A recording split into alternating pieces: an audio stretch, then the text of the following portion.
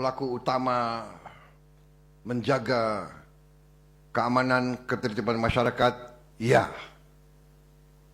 Tetapi faham yang lebih besar adalah keamanan ketertiban masyarakat yang sesungguhnya adalah manakala masyarakat, rakyat merasa aman, merasa bahagia, merasa punya harapan. Dan manusia dimanapun, apapun agamanya, apapun rasnya, utama perhatiannya adalah keamanan dan kesejahteraan keluarganya, anak-anaknya. Dan keamanan yang pertama adalah aman dari lapar. Saudara-saudara,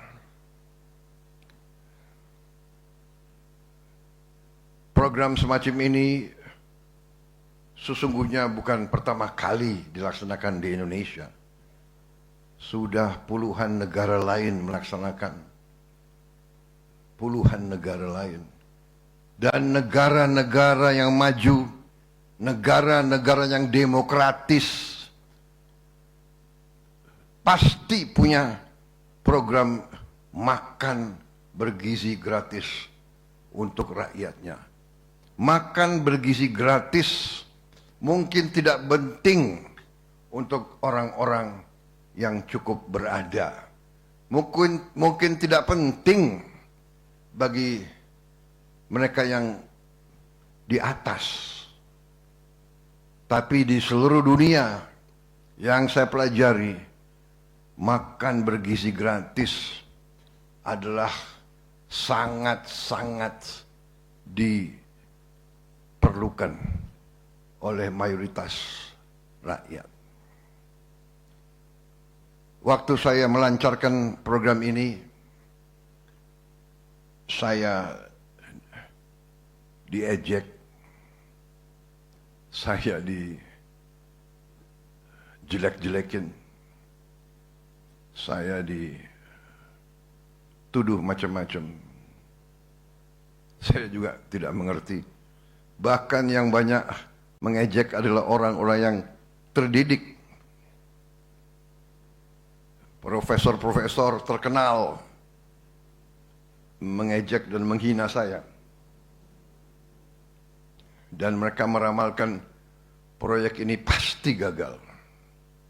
Program ini menghamburkan uang.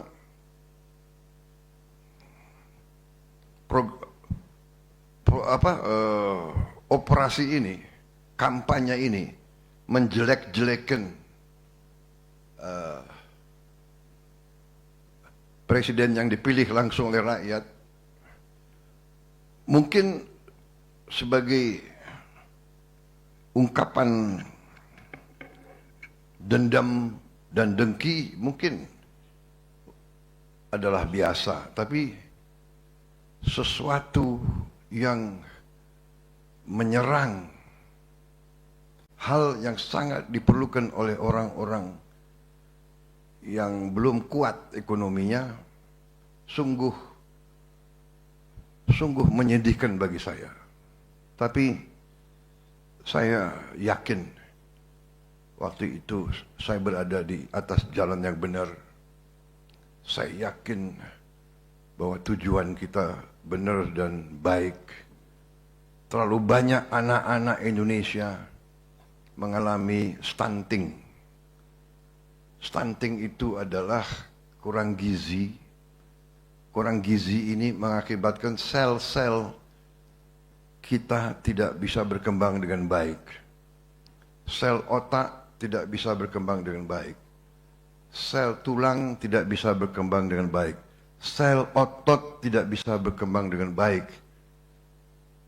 Jadi stunting akibat juga dari proses pemiskinan, proyek pemiskinan rakyat Indonesia. Stunting waktu itu 25% dari anak-anak kita.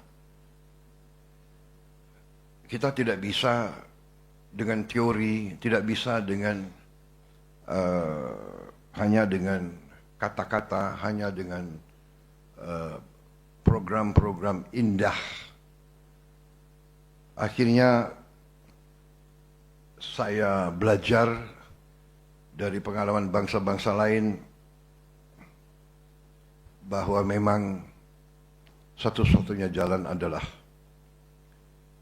intervensi langsung dari pemerintah, langsung kepada anak-anak, ibu-ibu hamil dan orang tua yang tidak berdaya, orang tua lansia. Ini sudah dilaksanakan oleh lebih dari 77 negara. Saya ulangi, mungkin lebih dari 75. Kita mungkin negara yang ke-76 atau ke-77.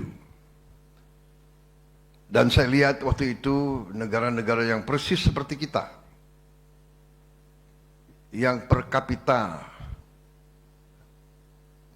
PDB adalah bahkan lebih rendah dari kita, setengah dari Indonesia. India itu adalah setengah produk domestik brutonya,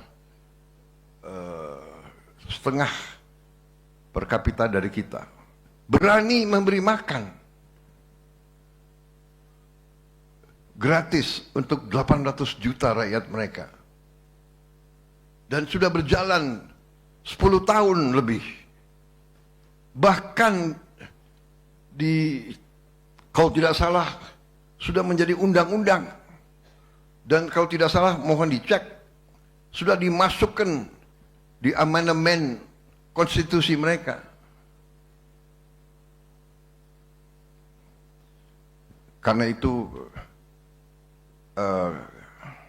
kita laksanakan program ini. Ya, kita hadapi kampanye luar biasa, menjelek-jelekan, mengatakan bahwa saya menghambur-hamburkan uang.